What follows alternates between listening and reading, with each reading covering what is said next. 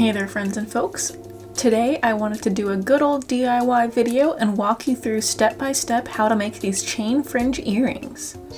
I love these because they're so easy to play around with and customize, but for the specific design we'll be doing today, the tools you'll need will be your chain nose pliers, round nose pliers, wire cutters, and the supplies you'll need is two 2.5 inch segments of 18 gauge wire, 2 open jump rings about 20 gauge or thinner, of course your ear wires, 20 beads that will fit over your 18 gauge wire segment.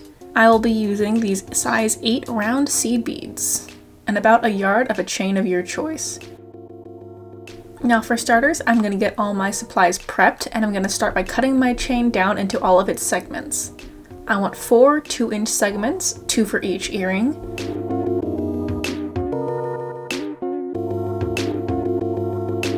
And then 20 to 1-inch segments, 11 for each earring.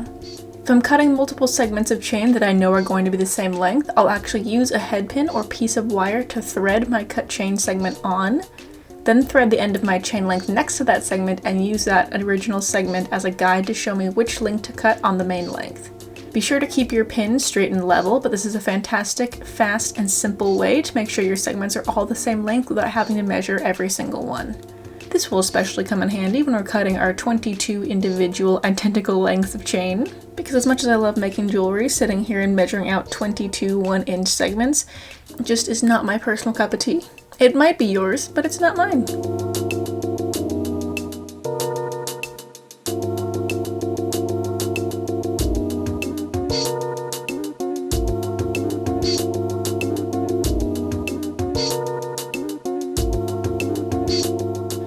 Now that I've cut all my lengths, I'm going to prepare my 2.5 inch segments of wire. If I were cutting from a dead soft spool, I would work harden these a bit by running them through my fingers for a few minutes, but these wire segments are actually bronze, so they don't really need any work hardening. With my first segment, I'll go ahead and create just a simple wire loop around the end link of one of my 2-inch chain segments.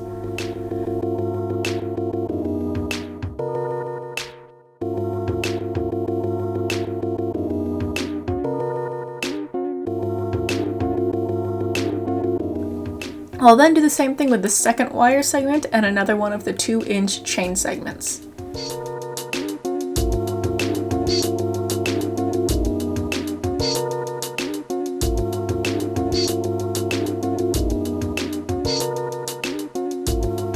Now each of my wire segments is tethered to a chain segment, and I'm going to make a gradual bend in each, nothing too dramatic. You don't have to put in too much energy at this point to make sure that they're uniform, because I'm actually going to do that later once they're almost complete. Seed beads are great for spacers and larger pieces because they are so consistent in size and color. Now I'm going to thread 11 of these 1-inch chain segments and 10 of the beads onto one of the wires, alternating between a chain segment and a bead. So we're going to go chain, bead, chain, bead, chain, bead, and then I want to end with chain segments on both sides.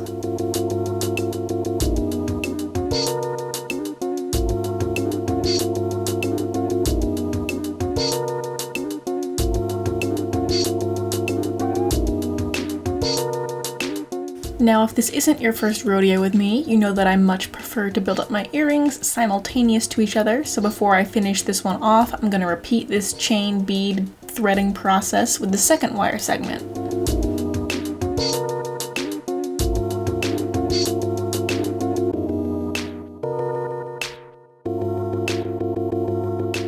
Now that both of these pieces are threaded, I'm going to go ahead and loop off both of the ends and attach them to the remaining 2-inch chain segments. And now both of your earrings are 95% done. Each wire segment is bookended with a 2-inch chain segment. I'll then bring those open ends of chain together using a jump ring, and then attach that jump ring to an ear wire.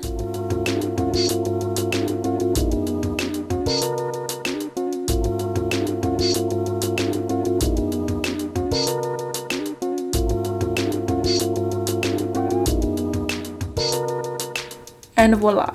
We've got ourselves a simple and stunning pair of chain fringe earrings. Like I said before, this design is so easy to make some modifications to. You can change the length of wire you're using, you can even change the size of chain you're using.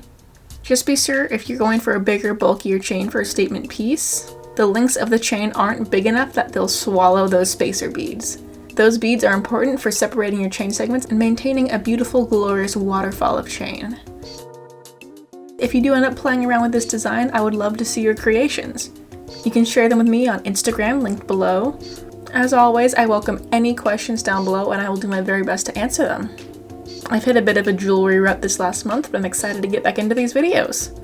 Until next time, take care and bead well.